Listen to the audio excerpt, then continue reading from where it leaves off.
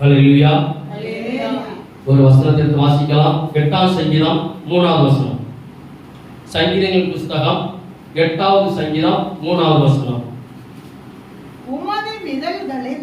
உமது விரல்களின் கிரியையாகிய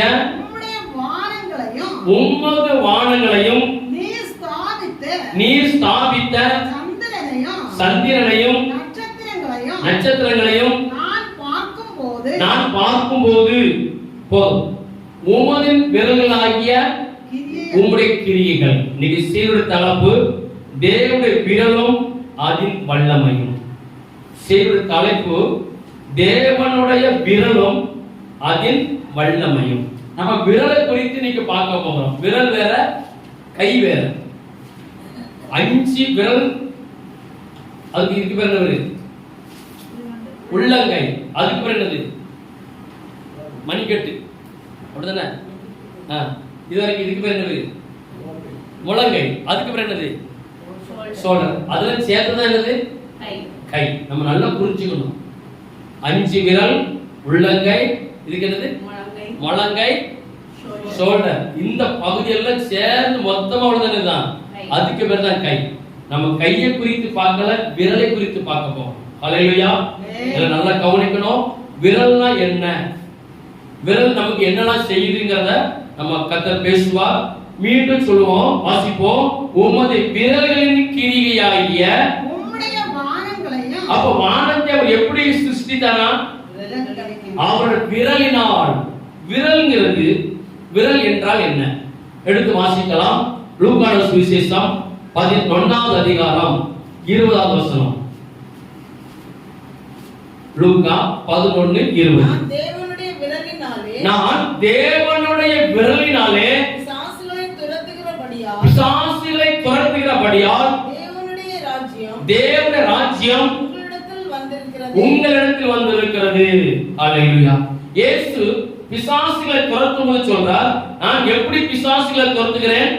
என்னோட தேவனுடைய விரலினால். அப்ப தேவனுடைய விரல்ங்கிறது என்ன? அது கீழே அதே வசனத்துல கீழே சொல்லப்பட்டிருக்கு, அவர் ராஜ்யம் உங்களிடத்தில் வந்தபடினால். இப்போ மத்தேயு எழுதியிருக்கிறார் பாருங்க. மத்தேயு சுவிசேஷம் அதே வசனம் தான், அதுல கொஞ்சம் வித்தியாசமா சொல்லப்பட்டிருக்கும். மத்தேயு சுவிசேஷம் 12வது அதிகாரம் 28வது வசனம். நான் தேவனுடைய ஆவியினாலே பிசாசுகளை துரத்துகிறபடியால். லூக்கா எப்படி எழுதியிருக்கிறாரு? தேவனுடைய விரல் சொல்லப்பட்டிருக்கு. மத்தேயு எப்படி எழுதியிருக்கிறாரு? தேவனுடைய ஆவியினாலே. ரெண்டும் ஒண்ணுதான்.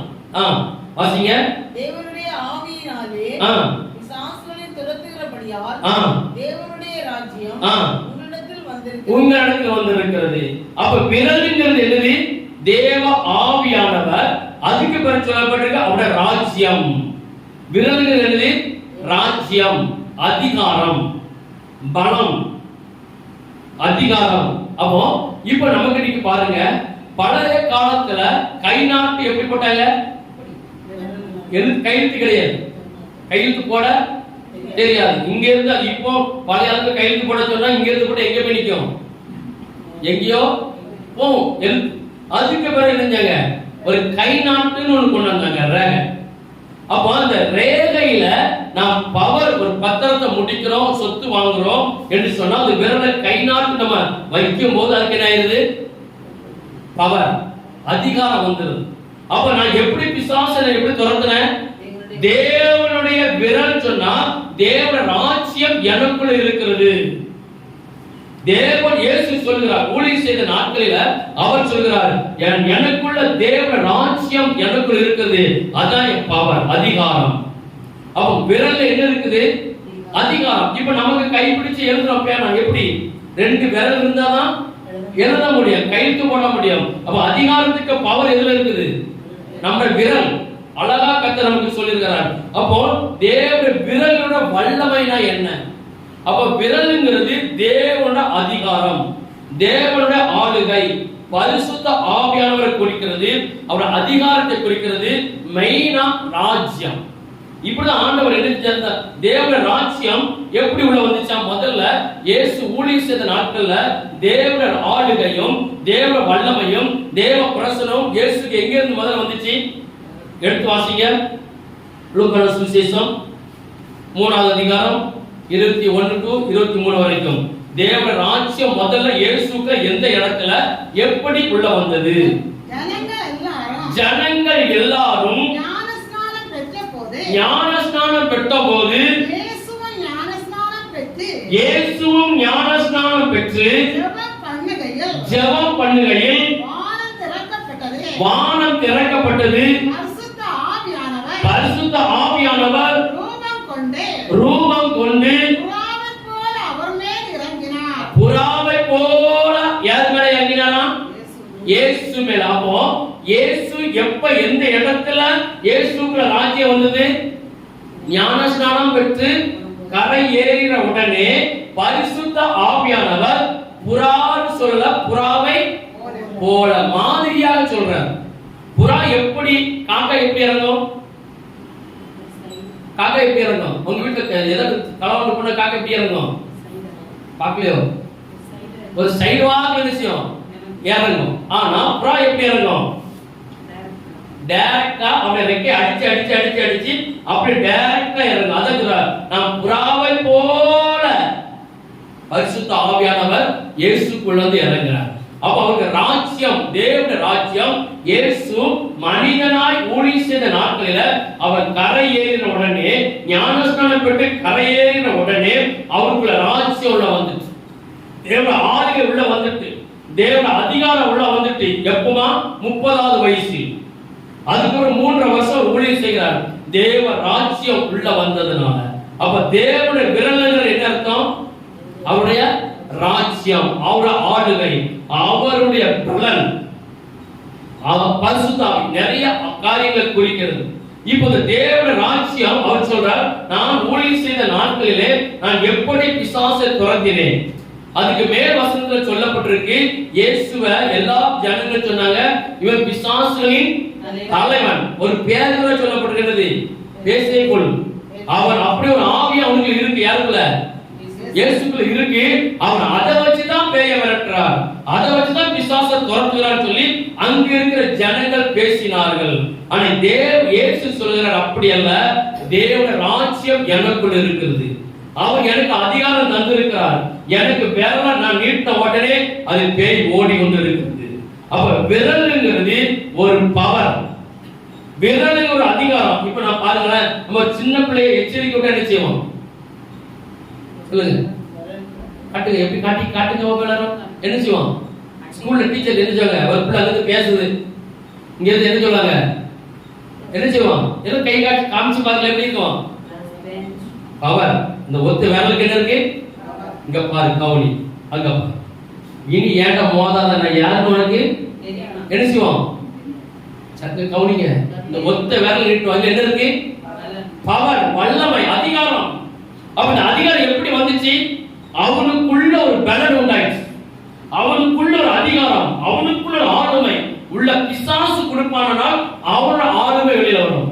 பரிசுத்த ஆவியானவர் ராஜ்யம் நமக்கு இருக்குமானால் அவருக்கு வந்த பவர், அதிகாரம் நமக்கு.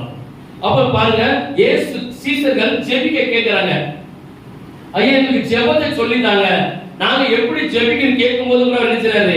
மத்தேயு சுவிசேஷம் எடுத்து வாசிக்க வேண்டாம், 6வது அதிகாரம் 9வது வசனம் முதல் 10வது வசனம் சொல்லப்பட்டிருக்கு. நீங்கள் ஜெபம் பண்ண வேண்டிய விதமாவது, பரமண்டலில் எங்கள் பிதாவே. முதல்ல இதுதான் சொல்லி கொடுக்கிறாரு, எங்கள் பிதாவே உம்முடைய ராஜ்யம் வருவதாக, உம்முடைய ஆளுகை வருவதாக, உம்முடைய பலன் வருவதாக, உம்முடைய அதிகாரம் முதல்ல சொல்லி கொடுக்கிறார். அப்ப தேவனுடைய ராஜ்யம் நமக்குள்ள இருக்குமானால் தேவனுடைய விரல் நம்மளை வழி நடத்தும். தேவனுடைய ஆளுகை நமக்குள்ள இருக்கணும். நமக்குள்ள ஒரு பலிபீடம் இருக்குது. அந்த பலிபீடம் என்ன செய்யணுமா? எப்பவும் எரிந்து கொண்டே இருக்கணும். நெறிந்த நாணலை புரியாமலும் மங்கி எரிகிற தீயை அணைக்காமல் இருக்கிற பரிசுத்த ஆவியானவர். அப்ப நமக்குள்ள தேவனுடைய ராஜ்யம் உள்ள. அவர் அப்படி சொல்றாரு, நான் எப்படி பிசாசை தரேன்னா தேவனுடைய ராஜ்யம் எனக்குள்ள இருக்கு. அப்ப தேவன் உங்க இருக்கிற ரட்சிக்கப்பட்டு ஞானஸ்நானம் எடுத்த பிள்ளைகளுக்குள்ள என்ன இருக்கணும்? தேவனுடைய ராஜ்யம் இருக்கணும், அவர் ஆளுகை உள்ள இருக்கணும், அவர் அதிகாரம் உள்ள இருக்கணும். எல்லாம் உள்ள இருக்குமானால் நாம் எதை செய்தாலும் தேவன் நம்ம என்ன செய்வார்? ஆசீர்வதிப்பார், அங்கீகரிப்பார். சகல பிசாசுகளும் உங்களை கண்டு ஓடும். சகல நமக்கு எதிராய் மறைமுகமாய் தந்திரமாய் ரகசியமாய் யார் என்ன காரியம் செய்தாலும் கர்த்தர் உங்களை வெளிப்படுத்தி தருவார். அல்லேலூயா. அவன் நினைப்பான் தெரியாது, கர்த்தர் பாரு, நீ பாரு, உன் கண்ணால பாருன்னு சொல்லி நமக்கு நீட்டா வெளிப்படுத்தி தருவார். ரகசியத்தை வெளியில கொண்டு காரணம் இருக்கு, அவன் ராஜ்யம் நமக்குள்ள இருக்கு. இப்ப பாருங்க, பழைய பாட்டு காலத்துல 2-3 சம்பவத்தை பார்க்கலாம். விரலை குறித்து, எப்படி விரல் எடுத்து வாசிக்க மோசையும் பார்வோனோட அரண்மனை குறித்து நம்ம பார்க்கலாம். யாத்ரா புஸ்தகம் 8வது அதிகாரம் 16 to 19 வரை.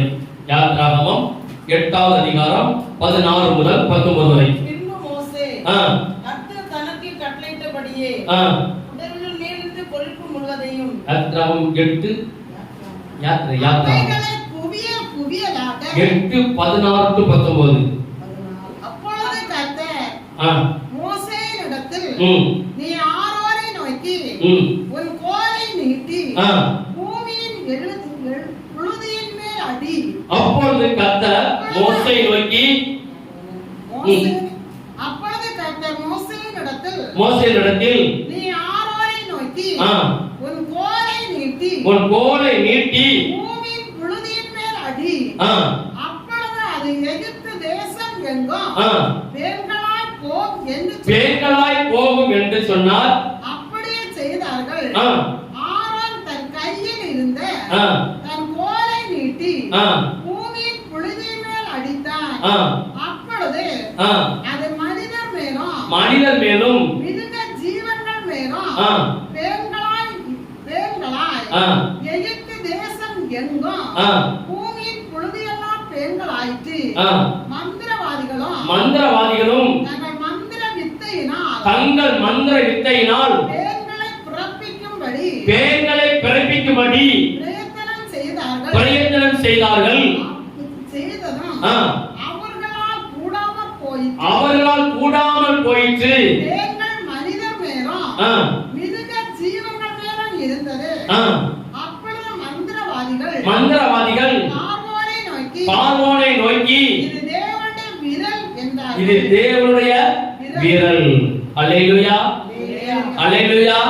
உங்களுக்கு புரியுதா? இதுல என்ன புரியுது? பார்வோனோட அரண்மனையில இப்ப இருக்கிற மந்திரவாதிகளை காட்டிலும் பவர்ஃபுல், சகலமும் கட்டி தெரிந்த மந்திரவாதிகள் பார்வோனோட அரண்மனையில இருக்கிறாங்க.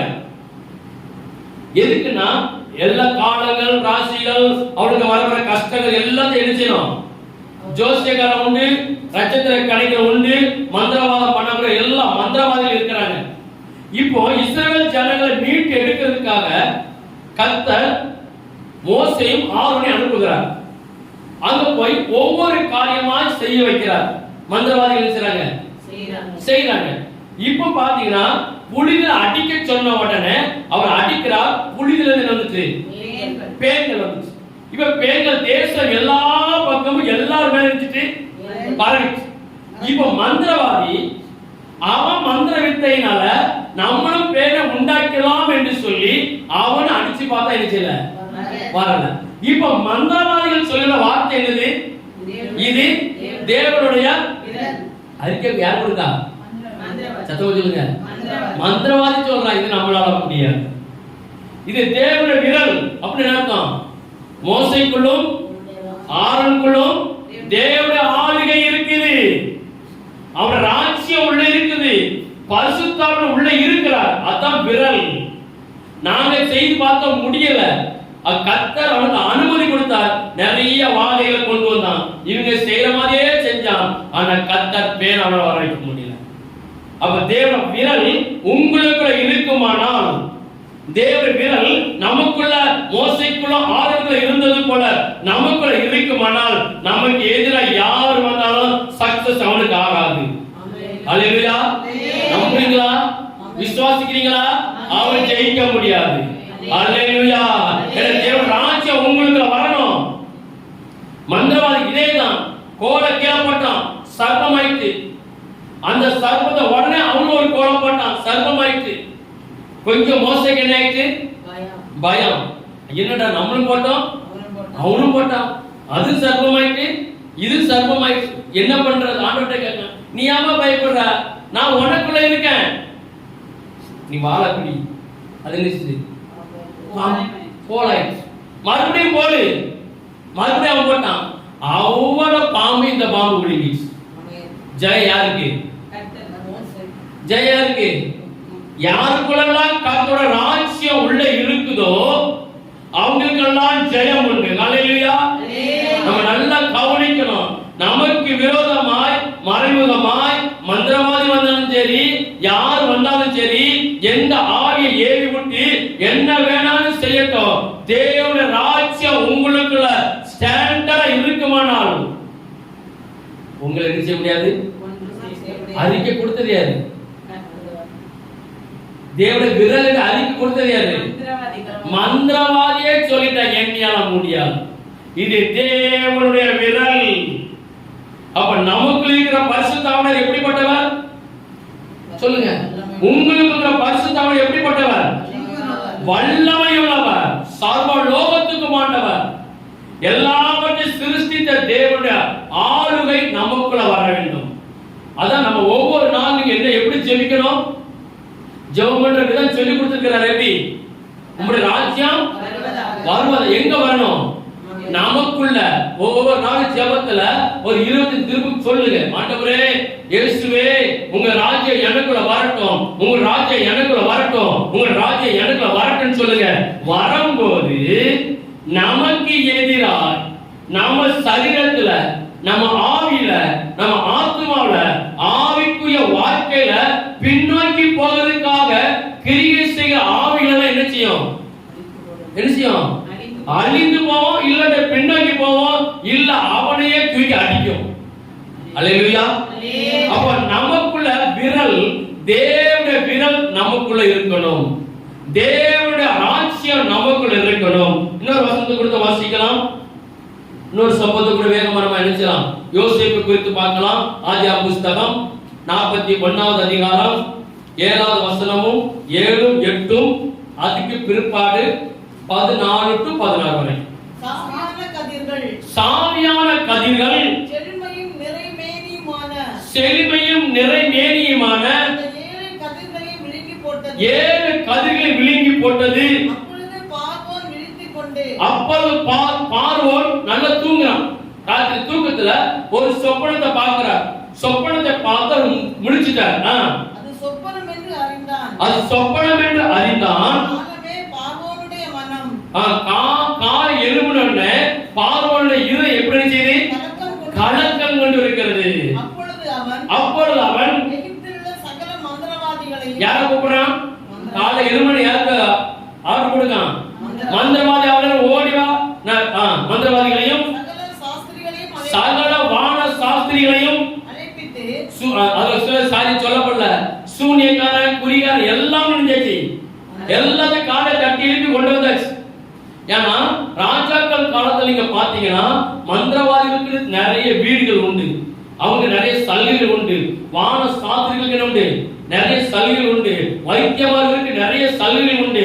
அவங்க தனி வீடு கொடுத்து அவங்க ஒரு நல்ல ஒரு ஹையஸ்ட் போஸ்டிங் கொடுத்திருப்பாங்க. நான் அன்னைக்கு யூடியூப்ல கூட பார்த்தேன், ஒரு தமிழ் வைத்தியத்தை சொல்லியிருந்தார். நம்ம இந்த கன்னியாகுமரி மாவட்டத்துல தான். அவர் என்ன சொல்றாருன்னா, எங்க முற்பிதாக்கள் ராஜாக்களுக்கு என்னது வைத்தியம் பார்க்கிற குடும்பங்கள். இப்போ வைத்தியம் பார்த்து அந்த வைத்தியம் சரியில்லைன்னு சொன்னால் அந்த வைத்தியம் என்ன செய்வாங்களாம்? கொன்னுருவாங்களாம். எப்படிப்பட்ட ஆளுகை! இப்போ நம்ம மருத்துவமனைக்கு போறோம், வைத்தியம் சரியில்லைன்னா நம்மள கொண்டுறாங்க. யார? வைத்தியம் பேஷண்ட கொண்டு போறாங்க. அன்னைக்கு ராஜாக்கள் அவ்வளவு கண்டிஷன். வைத்தியமார்களுக்கு ஒரு இது இருக்கு, இந்த இருக்கு. அவங்க வைத்தியம் பார்த்து ராஜ பரம்பரை ராஜ குடும்பத்துல அந்த வியாதிக்கு வைத்தியம் கொடுத்து சரியாகனா என்ன தண்டனை? உடனே அவனை க்ளோஸ் பண்றாங்க ராஜா. அவ்வளவு பயங்கரமான சட்டங்கள். இப்போ பாக்குறார் இந்த ராஜாவுக்கு ராத்திரி தூக்கம்ல ஒரு ஏதோ ஒரு சொப்பனத்தை பார்த்துட்டாரு. நம்மளே ராத்திரி சொப்பனம் நினைச்சுவோம், எப்படி போயிடுவோம்? அது நடந்துருமோ, இது நடந்துருமோ, அப்படி நடந்துருமோன்னு ஒருத்தர் அன்னைக்கு சொன்னாரு, பாஸ்டர் நாய் கடிச்ச மாதிரி இருக்கு, நான் அலறிட்டு எழுப்பிட்டேன். காலை பார்த்தா உண்மையாக கிடைச்சது, அந்த நாய் கடிச்ச கடை கிடைக்கும், சொப்பனத்துல கடிச்சது. அது என்னது, சொப்பனத்துல ஒரு நாய் கடிச்ச மாதிரி சொப்பனம் கண்டிருக்காரு, பை தெரிஞ்சிட்டாரு, எழுப்பிட்டாரு, வலி தாங்க முடியாம. உண்மையாகவே பார்க்கும்போது அந்த இடத்துல என்ன இருக்கு, அடையாளம் இருக்கு. அப்ப உண்மையில கடிச்சது என்னதான் சொல்லுங்க, நான் சொப்பனத்துல வந்த பிசாசு. இதை நிறைய பேருக்கு ஏற்றுக்கொள்ள முடியாது, கடிக்கும், உடனே எழும்புவோம். அன்னைக்கு ஒருத்தர் சொன்னாங்க, பாஸ்டர் நான் பாத்ரூம் போறேன், என் கூடவே ஒரு நபர் வருது, நான் பாத்ரூம்ல உட்கார்றேன், அந்த ஆளு என் கூடவே நினைச்சது உட்காருது, நான் பாத்ரூம் போயிட்டு படுக்க, அந்த ஆளே என் கூட நினைச்சது ஒரு ஆளு. இதெல்லாம் என்னது சொல்லுங்க, இதெல்லாம் பிசாசு நம்மளை தொடர்ந்து கண்காணிக்கிறான். இது வேற சர்ச்சில் உங்களுக்கு தெளிவாக தரலாம். இப்ப ராஜா அரண்மனையில அவர் பயந்து எழுப்பிட்டார், சொப்பனத்தை பார்த்த உடனே மந்திரவாதிகளை கூப்பிடுறாரு, எல்லாத்தையும் கூப்பிடுறாரு. வாசிக்க, அவர்களுக்கு தன் சொப்பனத்தை சொன்னான், சொப்பனத்தை சொன்னான், ஒருவராலும் அதன் அர்த்தத்தை பார்வோருக்கு சொல்லக்கூடாமல் போயிற்று. ஒருவனாலும் அந்த அர்த்தத்தை யாரால, மந்திரவாதிகளாலும் சாஸ்திரிகளாலும் சூனியக்காரனாலும் ஒருவனாலும் அதுக்கு அர்த்தம் சொல்லக்கூடாமல் போயிட்டு. அப்பொழுது பானபாத்திரரின் தலைவன் 14:14 7:8 அதுக்கு 14:14. அப்பொழுது பார்வோன் யோசேப்பை அழைப்பித்தான். அப்பொழுது பார்வோன் யோசேப்பை அழைப்பித்து அவனை தீவிரமாய் காவல் கிடங்கிலிருந்து கொண்டு வந்தார்கள். அப்போ அங்க ஒருத்தன் சொல்றான், ஐயா நீங்க ஒருத்தனை பிடிச்சி ஜெயில போட்டிருக்கீங்களா? அங்க அவன் என்ன சொல்லுவான், அவன் வெளிப்பாடு சொல்லுவான், அவன் அர்த்தத்தை சொல்லுவான். எல்லாவனுக்கும் அவனுக்கு கிருபை இருக்கு, நீங்க அவனை கொண்டு வாங்கன்னு சொன்ன உடனே அவன் சிறைச்சாலையிலிருந்து யாரை கொண்டு வராங்க, யோசேப்பை கொண்டு வருகிறார்கள். அவனுக்கு ஜெயில அவர் எப்படி இருக்கிறாரு, தாடி வளர்த்து ஜெயில் கைதிக்கு கொடுக்கப்பட்ட Dress போட்டு உள்ள இருக்கிறாரு. இப்ப அவருக்கு சவரம் பண்ணி வேற வஸ்திரம் தரித்து பார்வோனிடத்தில் வந்தான்.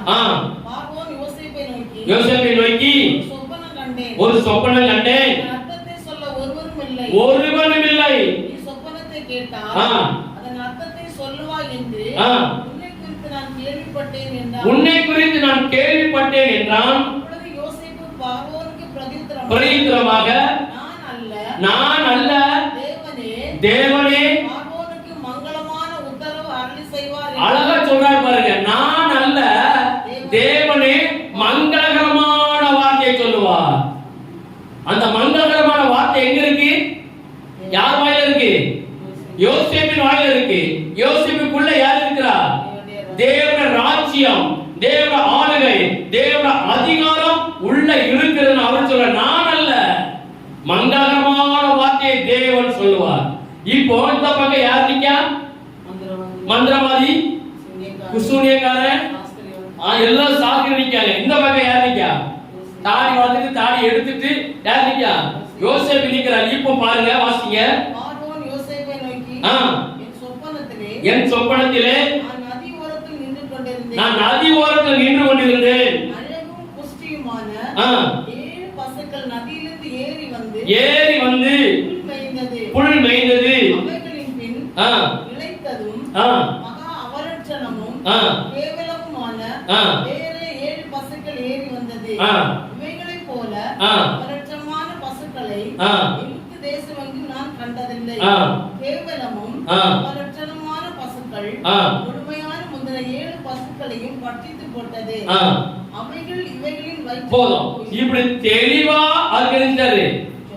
சொப்பனத்துக்கு அவன் சொல்றான், ஐயா நீங்க சொப்பனத்தை சொல்லுங்க, நாங்க அர்த்தத்தை சொல்றான். அவர் அப்படி இல்ல, ராஜா எப்படிப்பட்ட ஆளா இருக்கிறாரு, சொப்பனத்தையும் சொல்லணும் அர்த்தத்தை சொல்லணும். எவ்வளவு மோசமான கண்டிஷன் பாருங்க. நான் என்ன சொப்பனம் பார்த்தேன்னு உங்களுக்கு தெரியுமா, இல்ல, சொப்பனத்தையும் நீங்க தான் நீர் தான் செய்யணும். அப்ப மந்திரவாதிகளால என்ன செய்ய முடிஞ்சிருக்கு, சொல்ல முன்னால நடந்திருக்கு. மந்திரவாதிகளால சொப்பனங்களுக்கும் எல்லாத்துக்கும் சரியான விளக்கம் கொடுக்க முடிந்திருக்கு. ஆனா தேவனுக்கு முன்பதாக அது செய்யப்படவில்லை. அல்லேலூயா. அப்ப யாரோ மந்திரவாதிகளுக்கு என்ன வேலை, மந்திரவாதம் வச்சு அதுக்கு விசேஷித்த ஆவிகளுக்கு கொடுக்க வேண்டிய காரியங்கள் கொடுத்தா அது என்ன செய்யும்? அது பதில் சொல்லும். கேட்கறது கரெக்டா பதில் சொல்லும். இப்படிதான் இந்த சொப்பனத்துக்கு அர்த்தத்தை கேட்கறதுக்காக அரண்மனையில இந்த பக்கம் யோசேப்பும் இந்த பக்கம் மந்திரவாதிகள் 2 பேரும் போட்டி போட்டு பார்க்காங்க. ஆனா யோசேப்பு சொன்னார், தேவனே உங்களுக்கு மங்களகரமான வார்த்தை. எவ்வளவு அழகா சொல்லப்படுது. மங்களகரம் எழுது சொல்லுங்க, எப்படி இருக்கு? விசேஷித்த வார்த்தை, அற்புதமான நன்மையான வார்த்தை இப்படி சொல்லப்பட்டிருக்கு. இப்ப அதுக்கு பிறகு பாத்தீங்கன்னா அப்ப யோசேப்புக்குள்ள என்ன இருந்துச்சு? தேவனுடைய ராஜ்யம் நமக்குள்ள இருக்குதா? தேவனுடைய ராஜ்யம் நமக்குள்ள வந்தாச்சா? சத்தமா சொல்லுங்க, இருக்கா இல்லையா? சத்தமா சொல்லுங்களா, இருக்கா இல்லையா? இருக்கு, அப்படிதானே? இல்லாட்ட என்ன செய்யணும்? சீக்கிரம் சொல்லுங்க. இல்லாட்ட என்ன செய்யணும்? பெற்றுக்கொள்ளணும். தேவ ராஜ்யம் உங்களுக்குள்ள இல்லைன்னா ஒரு காரியமும் செய்ய முடியாது. நீங்க ராத்திரி படுத்து தூங்கும் போது தேவ ராஜ்யம் உங்களுக்கு இருக்குமானால் என்ன சம்பவிக்கும்? கர்த்தர் ராத்திரி சொப்பனத்துல பேசுவார். நாளைக்கு யார் உங்க வீட்டுக்கு வருவார்? சொப்பனத்துல சொல்வார். நாளைக்கு என்ன நடக்க போகுது? சொப்பனத்துல சொல்வார். காரணம், அவர் ராஜ்யம் நமக்குள்ள வரணும். மந்திரவாதிகளால ஒண்ணுமே செய்ய முடியாது. இன்னும் நிறைய காரியம் அடுத்த இன்னொரு நபரை குறித்து பார்க்கலாம். தானியேல் புத்தகம் 2வது அதிகாரம் 1வது வசனமும் 2வது வசனமும் அதுக்கு பிற்பாடு 27 28. நேபுகாத்நேச்சார் ராஜ்யபாரம் பண்ணும் 2ஆம் வருஷத்திலே நேபுகாத்நேச்சார் சொப்பனங்களை கண்டான். அவன் இருதயம் ஆவி கலங்கி, நல்ல கவனிக்கிறீங்க, இருதயம் கலங்கிட்டு அவன் தூக்கம் கலைந்தது. அப்பொழுது ராஜா சொப்பனங்களை தனக்கு தெரிவிக்கும் பொருட்டு சாஸ்திரிகளையும் ஜோசியரையும் சூனியக்காரரையும் இந்த ராஜாவை யார் வச்சிருக்காரு அரண்மனையில? இப்பவும் பெரிய பெரிய ஆளுகை பணிகள் யார் வச்சிருக்காங்க? இப்பவும் ஆளுகை பண்ணுகிறவர்கள் யார வச்சிருக்கிறார்கள்? எல்லாருக்கும் உண்டு. அன்னைக்கு வெளியில யாருக்கு செய்யாது? எல்லாருக்கும். இன்னைக்கு சொல்லுவான் சோசியக்காரன், ஐயா உங்களுக்கு இந்த கலர் சரி கிடையாது, நாளைக்கு நினைஞ்சிடணும், கலரை மாத்திரணும், நாளைக்கு காலை எல்லாம் முடிஞ்சது. ஐயா நீங்க நாளைக்கு அங்க போறேன்னு சொல்லியிருக்கீங்க, நினைச்ச கூடாது, நான் போக கூடாது, புரோகிராம் கேன்சல். திடீர்னு நினைஞ்சிடும் திடீர்னு வருகை. காரணம், ரிமோட் எங்க இருக்கு? சத்தமா சொல்லுங்களேன். ரிமோட் கண்ட்ரோல் எல்லா பெரிய பெரிய ஆளுகை பண்ணுட ரிமோட் கண்ட்ரோல் யாரு தான்? பழைய ஏற்பாட்டு காலத்துல இருந்திருக்கு. இப்ப அவங்க சோசியல் கல்தேரி எல்லாத்தையும் கூட்டிட்டு வந்தாச்சு. காலை பாக்குறவன், சுவாசிக்கிறவன், மந்திரவாதி எல்லாத்தையும் கொண்டு வந்தாச்சு. அவர்கள் வந்து ராஜ சமூகத்தில் நின்றார்கள். ராஜா அவர்களை நோக்கி நான் ஒரு சொப்பனம் கண்டேன். அந்த சொப்பனத்தை அறிய வேண்டும் என்று என் ஆவி கலங்கி இருக்கிறது என்றார். அப்பொழுது கல்தே ராஜாவை நோக்கி ராஜாவே நீர் என்றும் வாழ்க. சொப்பனத்தை உமது அடியாருக்கு சொல்லும். எப்படி உங்களுக்கு நீ கண்ட சொப்பனத்தை முதல்ல சொல்லுங்க ஐயா. ராஜா சொன்னாரு, நான் வாசிங்க. அப்பொழுது அதன் அர்த்தத்தை விடுவிப்போம் என்று சீரிய பாஷையிலே சொன்னார்கள். ராஜா கல்தேருக்கு பிரதியுத்தரமாக என்னிடத்தில் பிறக்கிற தீர்மானம் என்னவென்றால் நீங்கள் சொப்பனத்தையும் அர்த்தத்தையும் அறிவியாமல் போனால் என்ன தண்டனை? அப்ப ராஜா அரண்மனை வேலை பார்க்கிறது ரொம்ப கஷ்டம். சிசிடிவி கேமரா அப்பவே பயங்கரமா இருந்திருக்கு போல இருக்கு. ஒவ்வொன்னு எடப்பட படிச்ச முடியாது, சொல்ல முடியாது, நடக்க முடியாது.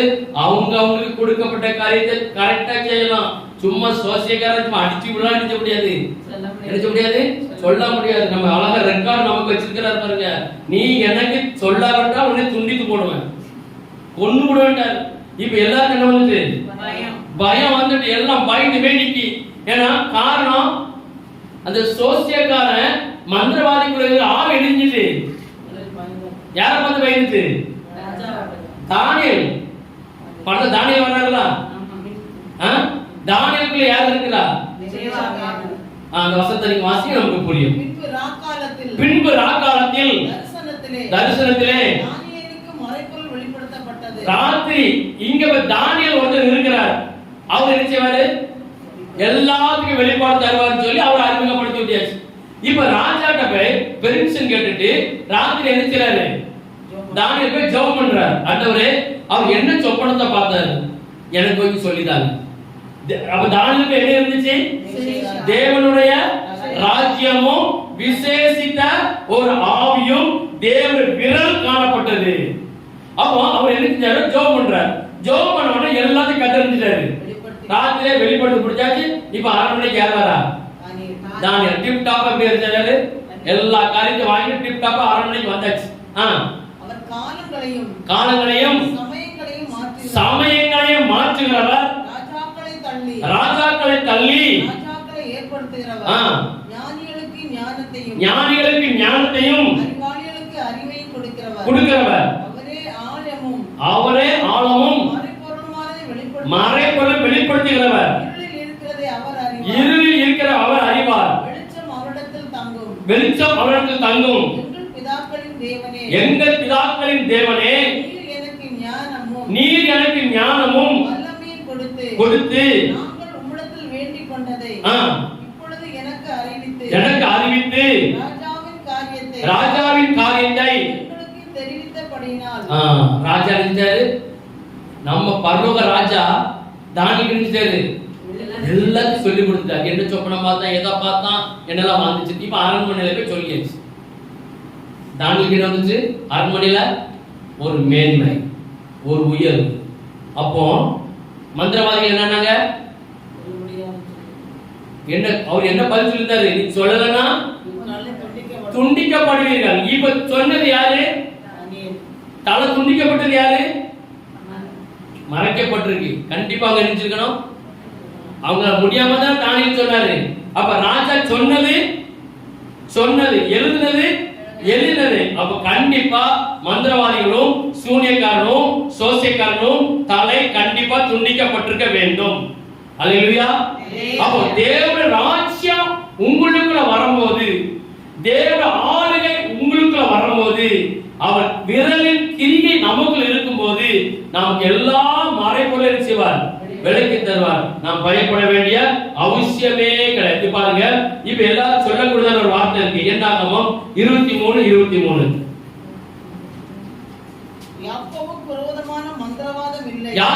விரோதமான மந்திரவாதம் இல்லை, இஸ்ரவேலுக்கு விரோதமான குறி சொல்லுதலும் இல்லை. இந்த வசனத்தை எல்லாரும் படிச்சு வச்சுக்கிட்டாங்க மனப்பாடமா.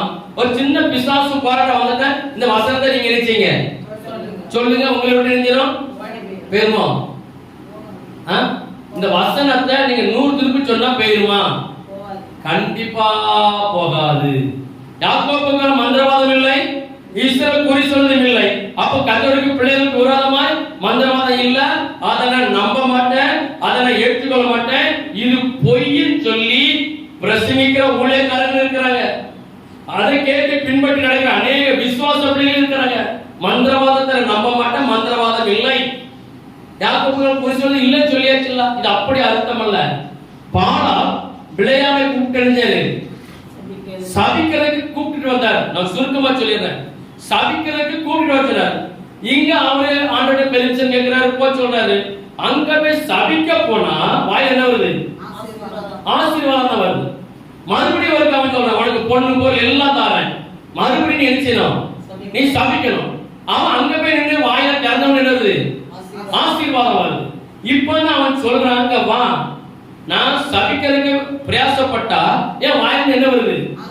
ஆசீர்வாதம் வருது. அப்பதான் அவரு ஒரு வார்த்தை சொல்றார், இஸ்ரவேல் ஜனங்களுக்கு விரோதமாய் குறி சொல்ல யாராலும் முடியாது. இஸ்ரவேலுக்கு விரோதமாய் யாரும் சபிக்க முடியாது. இஸ்ரவேல் ஜனங்களுக்கு விரோதமாய் யாரும் மந்திரவாதம் பண்ண முடியாது. அப்படி பண்ணினாலும் அது பலிக்காதுங்கிற அர்த்தம் தான் இது. இல்லைங்கிற அர்த்தம் இல்ல. ஏன்னா தேவனுடைய ஆளுகை, தேவனுடைய விரல் யாருக்கு இருந்துச்சு? இந்த வசந்த பிரகாரம் இஸ்ரவேல் ஜனங்கள் எல்லாரும் மேல இருந்துச்சு. தேவ ஆளுகை இருந்திருக்கு. அதான் சொல்றாங்க, அந்த பிள்ளைகளுக்கு விரோதமாய் என்னால சபிக்க முடியல. அந்த தேவ ஆளுகையும் தேவ வல்லமையும் தேவ விரலும் அந்த பிள்ளைகள் மேல இருந்ததுனால அவன் சொல்றான், நான் சபிக்க முடியல, இந்த பிள்ளைகளை மந்திரவாதத்தை அழிக்க முடியாது, சூனியம் வச்சு அழிக்க முடியாது, மந்திரவாதத்தை வச்சு எந்த சேதம் பண்ண முடியாது. ஏன்னா தேவ ராஜ்யம் அந்த பிள்ளைகளோடு இருக்கிறது. அல்லேலூயா. அப்ப இப்ப நம்ம யாரு? நம்ம யாரு? ஆவிக்குரிய இஸ்ரவேலர்கள். அப்ப நமக்கு விரோதமா மந்திரவாதம் இருக்கா? குறி சொல்லுதல் இருக்கா? இருக்கு. மந்திரவாதம் வச்சா பலிக்கு, சூனியம் சொன்னா பலிக்கு. அப்ப நமக்கு சரியா இல்ல. தேவனுடைய ராஜ்யம் நமக்குள்ள இல்லை, தேவனுடைய ஆளுகை நமக்குள்ள இல்லாதனாலதான் அது நம்மள என்ன செய்யுது? கொஞ்சம் தட்டி பார்க்குது, கொஞ்சம் நம்மள தொட்டு பார்க்குது. நம்ம சரியா இருப்போமானால் அது நம்மள என்ன செய்யாது? சேதப்படுத்தாது. இப்ப பாருங்க, புதிய ஏற்பாட்டு காலத்துக்கு வாங்க. இன்னும் 2 வருஷத்தை பார்த்து நம்ம முடிச்சிடலாம். இது பழைய ஏற்பாட்டு காலத்துல கர்த்தர் எல்லாத்தையும் சொல்லி கொடுத்தாரு. பழைய ஏற்பாட்டு காலத்துல தீர்க்கதரிசிகள் மூலமும் சில தேவ மனிதர்கள் மூலமும் கர்த்தர் தன்னை வெளிப்படுத்தினார். இப்ப புதிய ஏற்பாட்டு காலத்துக்கு வாங்க. அப்போஸ்தலர் நடபடிகள் 16வது அதிகாரம் 16வது வசனம் முதல் வாசிங்க. அப்போஸ்தலர் 16. நாங்கள் ஜெபம் பண்ணுகிற இடத்துக்கு போகையில் குறி சொல்ல ஏவுகிற ஆவியை கொண்டிருந்த குறி சொல்லுகிறதனால் அந்த எஜமான்களுக்கு மிகுந்த ஆதாயத்தை உண்டாக்கின. அங்க ஒருத்தன் இருக்கிறான், அவன் என்ன செய்வானா? குறி சொல்வானா. இன்னைக்கு நிறைய பிள்ளைகள் எங்க போறாங்க? கர்த்தருடைய பிள்ளைகள் எங்க போறாங்க? ஜோமணி பாக்குறாங்க. ஊழியக்காரரும் ஒண்ணும் சொல்ல மாட்டேங்காரு, கர்த்தரும் ஒண்ணும் சொல்ல மாட்டேங்காரு. பேசாம ஷார்ட்கட் ரூட்ல போயிருவான். எங்க போயிருவான்? பேசாம சாதகத்தை கொண்டு நினைச்சுவான், குறி கேட்க போவான். அவன் போவான். அவன் என்ன கேட்பான்? ஊழியக்காரனுக்கு 10 பைசா பொதுவான எல்லாருக்கும் சொல்லிட்டு இருக்க. ஊழியக்காரனுக்கு 10 பைசா கொடுக்க மாட்டான், ஊழியக்காரனுக்கு 10 ரூபா கொடுக்க மாட்டான். அவன் உயிரோட கோழி 3 தான், ஒரு 1001 காணிக்கத்தா, நல்ல 3 கண்ணு சேதாரம் இல்லாத ஒரு 3 தேங்காதா, ஒரு வடி இல்லாத ஒரு சீப்பு பழம் கொண்டா, ஒரு கருப்பு இல்லாத 10 எந்த பழம் கொண்டா. அப்படின்னா என்ன செய்ய முடியும்? நாளைக்கு மௌலுக்கு கையில வச்சிருக்க ஒரு காப்பு நகை கொண்டா என்ன செய்வான்? கொண்டு போய் எப்படி கொடுப்பான்? சொல்லுங்க. பயபக்தியா அவன் போய் நிற்பான். அவன் பார்ப்பான், ஓ நாலு கொஞ்சம் மாட்டம் சாட்டம் இருக்கு, கையில பார்த்தா கொஞ்சம் எப்படி இருக்கு, டோலர் கொஞ்சம் மினுக்கமா இருக்கு, கூட கொஞ்சம் வாங்குவோம், கூட கொஞ்சம் வாங்கும். நடந்தது, நான் பொய் ஒண்ணுமே சொல்லல. என்கிட்ட ஜோம் பண்ற வர ஆட்கள் சொன்னதுதான் சொல்லி கொண்டு இருக்கிறேன். நான் சொன்னது, என்கிட்ட ஜோம் பண்ண வர ஆட்கள் என்னென்னலாம் நான் மந்திரவாதிகிட்ட போய் நான் கொடுத்தேன் தெரியுமா? நான் எவ்வளவு இழந்திருக்கேன் தெரியுமா? நான் எவ்வளவு காசு அள்ளி கொடுத்திருக்கிறேன். ஒரு பிரயோஜனம் இல்ல. என்னோட நண்பர் ஒருத்தர் இருக்கிறார், அவங்க சொந்தத்தை கஷ்டம், ஒரு பிள்ளைக்கு திடீர் வியாதி வந்துட்டு பல மருத்துவமனையில போய் பார்த்தாங்க. கடைசியில் அவன் மந்திரவாதிட்ட பண்ண 50,000 கேட்டிருக்கான். எவ்வளவு? 50,000 அவன் கொடுத்திருக்கிறான். கொடுத்து ஒரு முன்னேற்றம் கிடையாது. கடைசியில வந்தாயன்ற காமஸ்தானே, நீங்க ஜோம் பண்ணுங்க, நீங்க ஜோம் பண்ண அற்புதம் நடக்கும்.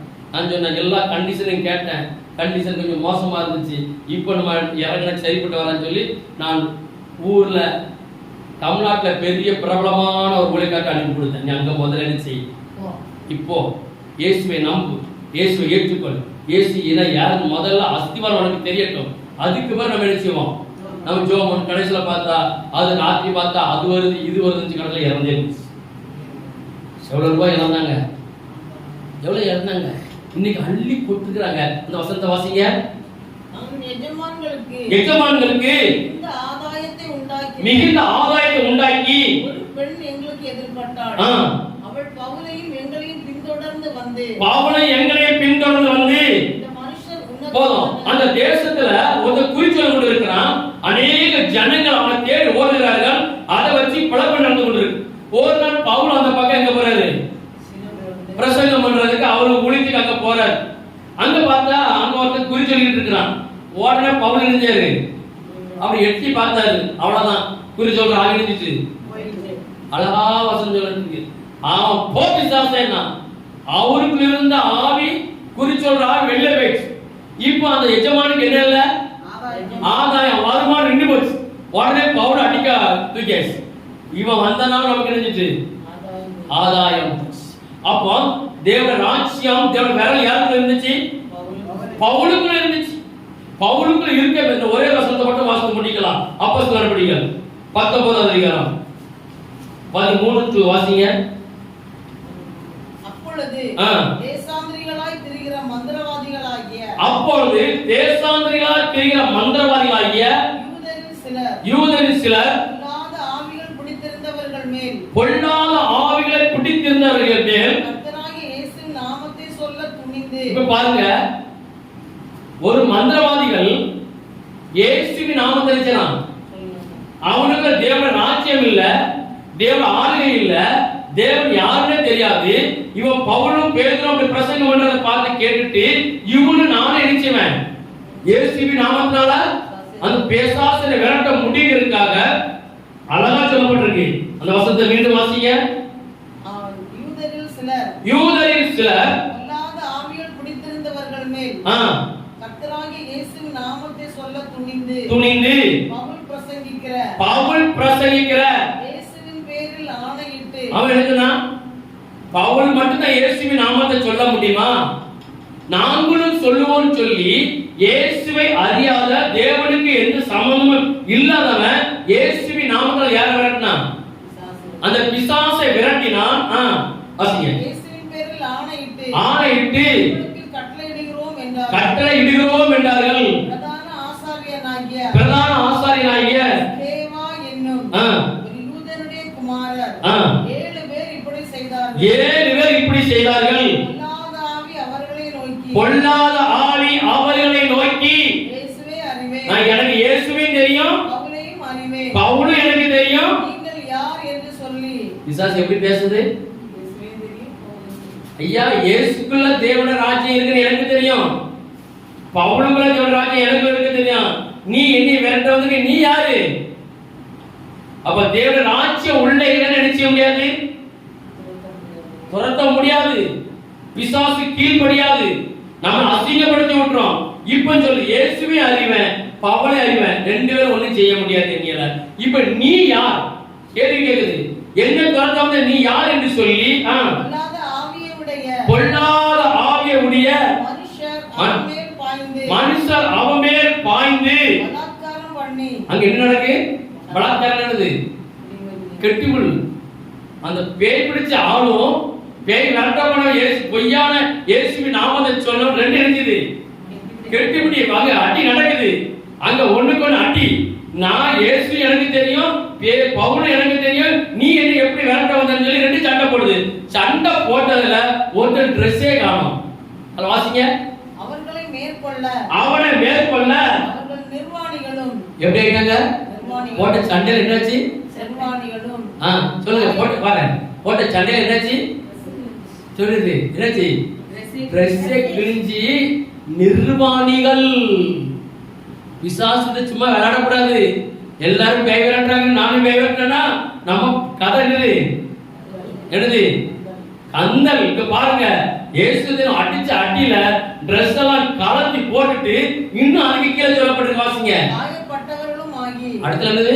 காயம். இரத்தக்கரை. அப்போ ஒருவேளை இரத்த காட்டேரி இறங்கி இருக்குமோ? எப்படியோ இயேசுவின் நாம ராஜ்யம் நமக்கு இருக்கும்போது, இயேசுவின் ஆவியை நமக்கு இருக்கும்போது, இயேசுவின் விரல் நம்மள ஆவியை பண்ணும்போது யாரும் நமக்குள்ள இருக்கு வர முடியாது.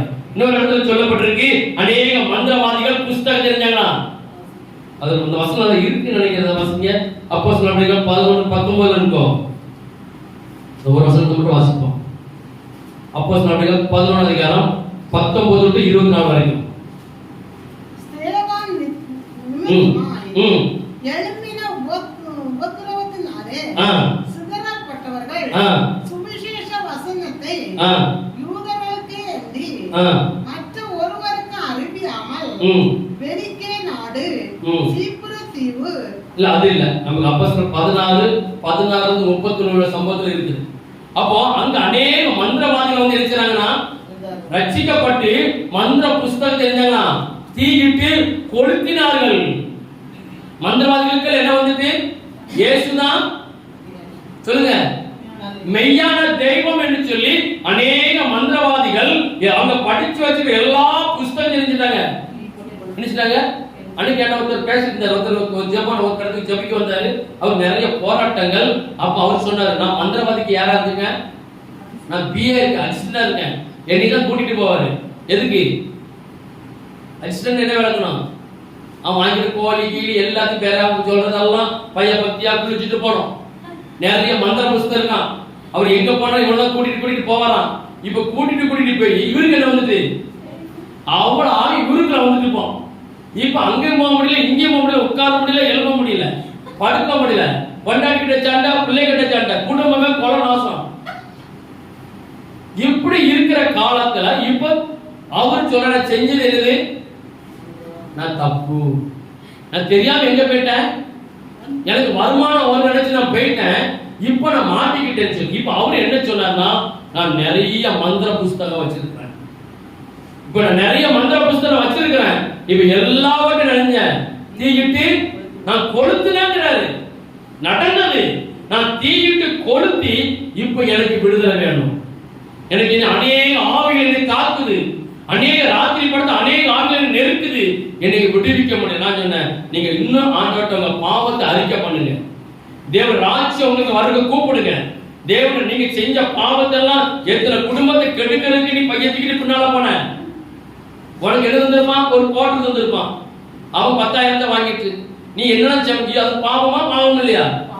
பாவம். நீ அறிக்கை பண்ணு. அவர் சொல்றாரு, நான் எப்படி பார்த்து அறிக்கை பண்ண, நான் சொல்லி கொடுத்திருக்கிறேன், இப்படி அறிக்கை பண்ணு, கர்த்தர் நிச்சயமா அவனை விடுவிப்பா.